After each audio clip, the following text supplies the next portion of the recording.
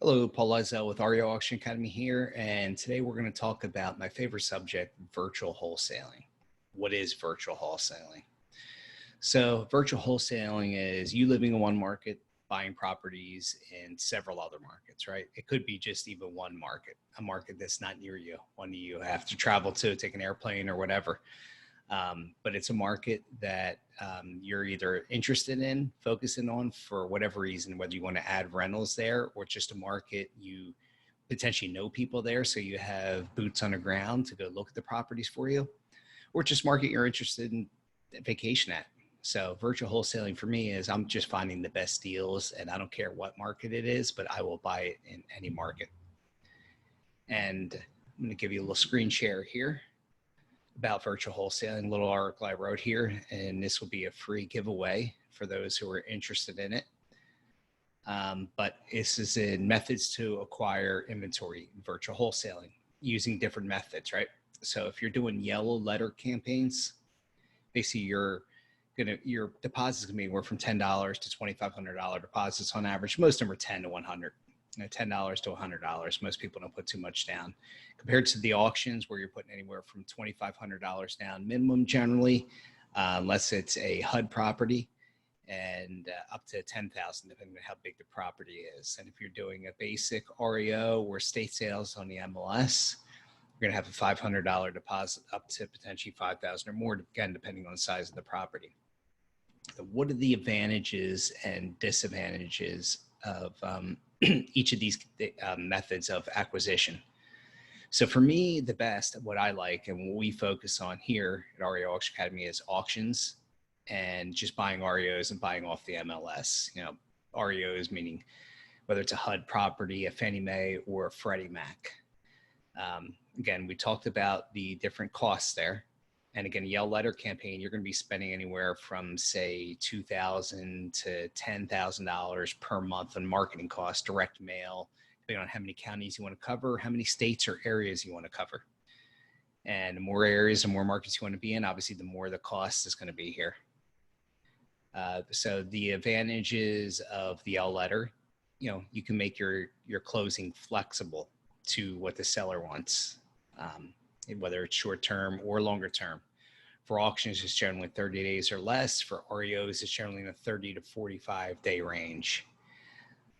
Advantages for showing, it is much easier to show a vacant property, right? An REO or an auction property that is vacant, not an occupied one, than it is when you're buying on direct mail. You then have to try to get people in here around people that are potentially living in the property.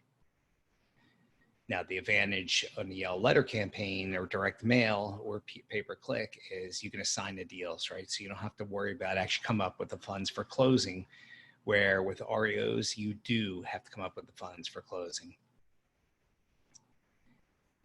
For me, the direct mail was best. I did some fix and flips off them, but it's very best for wholesaling to just move it on to another investor.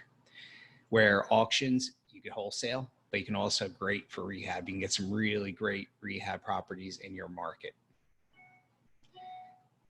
Now, the big advantage for the yellow letter campaigns are potential big paydays. You have some potential bigger margins on these. Again, you also have bigger costs. So if your average wholesale fee is $15,000 on a property through direct mail, pay-per-click, that's great. But what is your cost of acquisition? On average, anywhere people pay from $2,500 to $4,500 and sometimes more, depending on what market you're in, for cost for acquisition.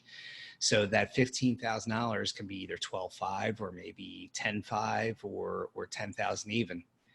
Whereas for the auctions, your cost of acquisition isn't anything. Your cost is your cost to buy and then resell. So, you know, you're paying transfer tax, you're paying title insurance. If you did that, you're paying these closing costs that you're not paying on the direct mail. So if your average is, say, $10,000 or $11,000, you're basically the same.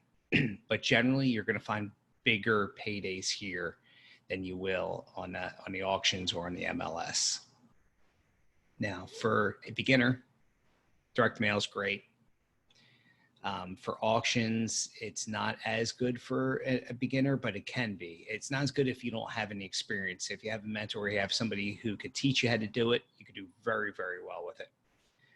Bank REOs, beginner or intermediate, but the auctions just have quicker timeframes to close. You need to have the money, you need to show proof of funds and all these different things. So it can be a little bit more difficult on some of those, but we take that out of it. We teach you how to do it. We show you what you need to do in order to buy and resell these properties. Again, you're going to get bigger discounts on distressed properties here. And in the direct mail, sometimes the homeowners are going to overvalue, just like sometimes the banks are going to overvalue here as well. But sometimes you get really stuck. It's hard dealing with people. Right? Now, you're always going to have fresh inventory with the yellow letter campaigns as compared to the auctions and bank REOs, where there's always, no matter what market is. Right now, we have a condensed inventory here, but we still have plenty of inventory when I'm buying all over the country here, virtual wholesaling. So there's definitely plenty of properties always to choose from. In your market, there may not be as many, but in other markets there are, which is why I recommend doing the virtual wholesaling method. Again, to me, bank REOs are the easiest and best way to acquire inventory. I don't have to deal with a person, right? I don't have to deal with anybody. I'm dealing with a bank. I'm dealing with the auction company. So it's emotionless, much more emotionless. I know what my number is. I have to go in there and just purchase this property and resell it at my number. The only people we're dealing with are our sellers or our buyers, or I should say, when we go to resell the property. But otherwise, it is pretty much the same. The exit strategy is going to be the same for either of them. Hope you enjoyed this here and look forward to doing more episodes with you guys here.